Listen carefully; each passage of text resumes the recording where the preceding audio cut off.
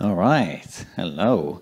So I'm Espen Sjøberg, and I'm here to talk to you about video games, something that probably all, if not most of you, play to a certain degree, one way or another. Maybe it's on your phone, maybe it's on a PlayStation, or maybe it's every day at home. So let's talk about that a little bit. But before that, let's talk about me, of course, So this is me when I was 11 years old, this a couple of days ago, and this is my first computer. I played FIFA 97 on it, and that's the last time I ever played that game. My parents gave me a choice. Do you want a motorcycle for kids or a new computer? And here we are. Imagine alternative timelines and stuff, where would I be instead? I really got into it right away. Video games were great, a bit simpler. The graphics were different back then, but they were still great. And then in my late teens, this is me, and I started making, I still had some hair, and I started making gaming videos, frag movies and stuff like that. I was one of the first to start putting those together and committing to the community and making highlight videos and that sort of stuff. Eolithic was probably the biggest one I've made. And in 20 years since then, I've been making videos about games, but on an amateur level from all sorts of things, Counter-Strike to The Long Dark and that sort of stuff. But I'm not a professional gamer. I am actually a psychologist, because I then decided to look at, well, what actually happens to our behavior when we play video games? Is it good? Is it bad? Is it both? Well, let's find out, So today we're going to talk about some of the benefits of video games. But before we get into that, I thought we'd look a little bit also about what are some of the misconceptions about it, and what does video games maybe not do to you?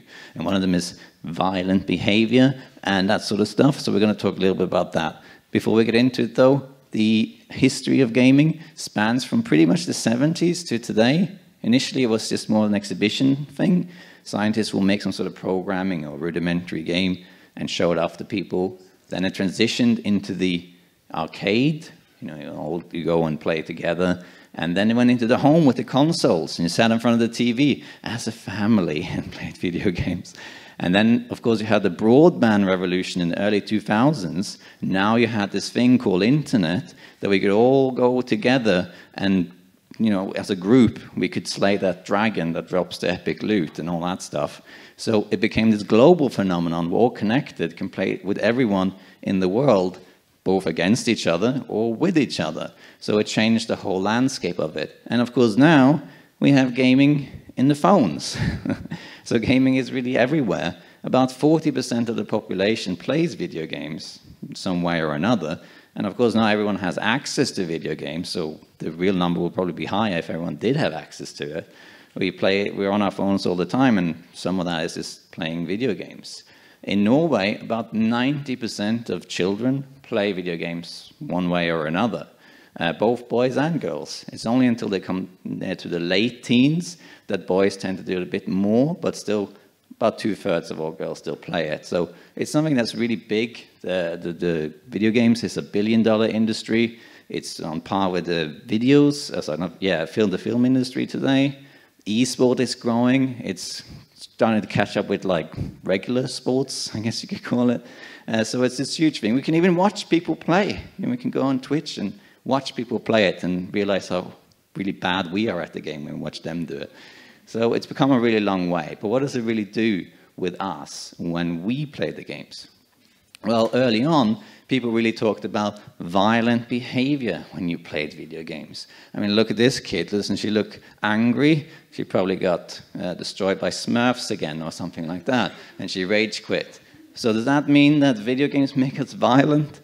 Because that was the discussion in the early 2000s especially, concerned parents thinking that their kid is sitting there, staring at the screen, killing people. Maybe she'll become a murderer when she grows up. So there's all this fear, but some of that is just paranoia of not really understanding what's happening, because it's different, it's new. And to be fair, there was some research, especially early on, that did show a link between violent video games and aggressive behavior. But in order to understand that, you have to understand that just finding a link by itself doesn't really prove anything, because of something called correlation. Because ask yourself, is it that playing a violent video game makes you more aggressive? Or is it that aggressive people like to play violent video games, right? How can you differentiate between the two? Well, it's really, really hard. You have to have a cause and effect relationship, and you don't have that. So that was one of the earlier problems with this. Just because you have a connection doesn't mean that one causes the other. And in fact, there's been a lot of research showing that there's really other variables that contribute to violent behavior in children, such as personality traits that predispose aggressive behavior. Gender, boys tend to be more aggressive than girls. Stress, including when you play video games and you get destroyed, like your team gets destroys you, you get really stressed, and that can trigger aggressive behavior. In other words, it's not really the game that does it, it's your reaction to the game that does it. And of course, actual exposure to family violence, so seeing violence in the home, that's a big predictor of aggressive behavior. So even if we were to accept that video games do affect you and make you more aggressive, and I'm not saying it doesn't, but it doesn't do it as much as we think, even if we accept that, we have to look into, well, if that's the case, what about other things, like the music kids listen to, or the news they watch? And also, what kind of games are they playing? You can't talk about it in general. Are you really saying that people that play Animal Crossing are going to be as violent as people who play Doom? You know? So you've got to take it into context. It's not that there's no connection, but you have to look at the whole picture and also understand the cause and effect relationship. You also have to take into account who's actually saying these things, because there is a term that you may not be familiar with, even though you all know what it is. And that's something called Juvenile, which I'll get to in a second. But before we go to that, I'm just going to show you one piece of evidence, which is something you can use. If someone ever tells you that video games cause violent behavior, you can show them this. So this basically is going to show you the opposite. Because this study is in the States, and it looked at video game sales over 30 years, and it looks like this. So, as I was saying, it gets more and more popular, right? So, video game sales go up. What happens is that the criminal violent acts at the same time, well, they go down. So, if you're going to say that playing a video game makes you aggressive, then I can just say, well, buying a video game makes you less aggressive. See, if you accept one argument, you have to accept the other one as well, because both are correlation. And here, who knows what's happening? Maybe people who are really violent are getting distracted and they're staying at home playing GTA or something. Who knows, right? But the point is that you can't base things on just correlation. You have to think about the larger picture. But the problem is also who's saying these things, and that's what I was mentioning earlier. There's something called juvenoia. You may not have heard this term, but you know what it is, because that is when someone says, oh, back in my day, it was so much better, and kids these days, you know, that's juvenoia. That's when you have a negative attitude towards the young, because it's somehow different from when you were young, right? And that's not new today. That's always existed. Ancient Greek philosophers will complain about young people. You know, when you are older, or when I'm older, I'll be complaining to my grandchildren and say, back when I was young, we couldn't plug into the matrix and walk about. We had to use Wi-Fi. You know, and they'll be like, wow, Wi-Fi. That's so old, you know, can't believe it. You know, that sort of stuff. So I'll complain about it because it's just not familiar to me. And that creates a negative attitude towards it. So what happened in the early parts of research on video games was that some of the people who expressed themselves on research, they were of the older persuasion, right? So that meant that they are influenced negatively. It's not that they're old per se, it's that older people tend to play video games less and therefore have less experience with them. And that makes it kind of scary and dangerous. They don't really understand it. And that influences your opinion. So if you're a scholar or a politician or a clinician and you're asked about video games and you don't play video games yourself, then you're probably an older person and you're probably going to say, no, video games are really bad, right? So that's how this works. And this is not a jab at older people, it's just that they don't really play video games. And just keep this in mind when you are old, because you'll be exactly the same, you know, in all sorts of things. Okay, so with that in mind, and we talked a little bit about this, what video games doesn't do. So it doesn't really cause violent behavior, because that's not really that founded. It's not that there's no links, but it's widely misunderstood. You have to look at it in the wider picture. So let's look at some of the benefits. Well, there's all sorts of benefits to playing a video game. We can't talk of all of them, but we can talk about some of them. And are you excited? Look at these kids. They're really excited to find out. So why don't we be as excited? So there's some of them that we can go through. One of them is well-being. That is to be happy.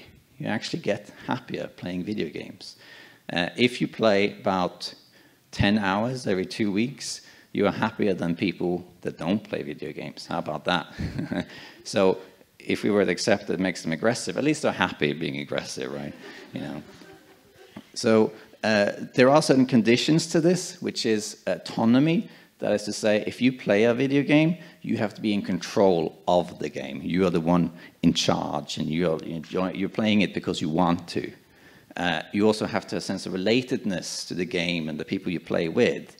If you don't have that, if you are being forced to play, either because someone's telling you to play, or because you feel like, I really need to log on and get this raid boss because it's going to expire, you don't really want to do it, but you do it, then you actually don't enjoy it and you become unhappy. So it's only when you actually want to do it and you have some sort of control over it.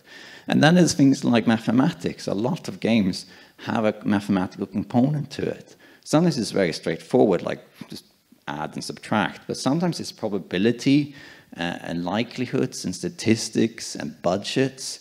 Think about games like Hearthstone, where you have to calculate what's going to happen next. Think about things like The Sims, where you have budgets, or even bigger, like simulations like SimCity or the Tycoon games. You have to build something on a larger scale. So you have to use budgets for that. In fact, there was one study that used The Sims to teach people about budgets, because they gave them a limited budget to build a house and its inventory. No cheats, so you can't build that mansion. And then they had to manage the resources that they had. So you're teaching kids how to manage money, basically, which is good. We want to do that. And then it's things like language. This is a really big one, because not everyone has English as their first language. So there's been a lot of research looking at people learning English through video games. It doesn't have to be English, obviously. It can be wherever, as long as you change the language. And there's a lot of evidence showing that you can learn a language, or at least get better at a language through video games. But again, it depends on the game you're playing. If you're learning English through Call of Duty, you're mostly going to learn enemies over there, or we got killed again, the bomb's ready, or whatever. There's going to be a bit limited everyday use of what you learn. But if you learn it through something like The Sims, all the words you use are quite familiar. The table, chair, glass, these are everyday words that you will use. So you can expand your vocabulary quite a lot. And in Norway, about 70% of children who play video games say that they feel that English is substantially improved because they play video games. So you can play many of them in Norwegian, but they often choose not to, because it's an excuse to reinforce the words. So it's a great tool for that. And then you have creativity. This is another one where, again, it depends on your control. If you play Minecraft, which a lot of people do, they tend to score quite high on creativity scores. Not surprisingly, since that's mostly what you do in Minecraft. You build stuff, right? And then destroy it half the time. But if you are not in control of what you do in Minecraft, then you don't actually score high on creativity anymore. If someone's forcing you to do it or telling you how to build it, then you don't feel creative. But if you are in control and you are doing it the way you want to do it, then you score high on creativity compared to other types of games.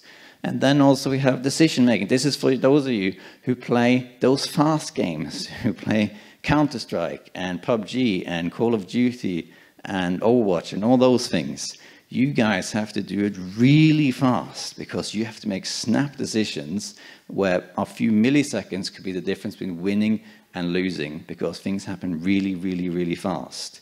And what that causes is that, for one thing, you become better at decision making in general. You become better at making a quick decision when it's necessary. You also get better spatial awareness. You get a better idea of your surroundings. You get better attention, not surprisingly, because you have to constantly pay attention to what's happening. And you also get better eye and hand coordination, so you can coordinate between them. There was even one study to show that people who play first-person shooters have better hand-eye coordination than surgeons do. So if you want to become a doctor, Call of Duty is really the game for you, it seems. Of course, they have to take it into account what kind of game they were playing in the study, but you get the idea. And then finally, we have cognitive aging. That is to say, the mental age, or like sort of your mental abilities as you age. Because as we get older, these can start to deteriorate, but you can keep them active by stimulating yourself. And sometimes you can do that by playing Sudoku, going to an exhibition, or whatever, something that keeps you mentally active, right? And video games is one of the ways you can do that. So older people that play video games show increased scores on attention, memory, reasoning, so their cognitive age is improved.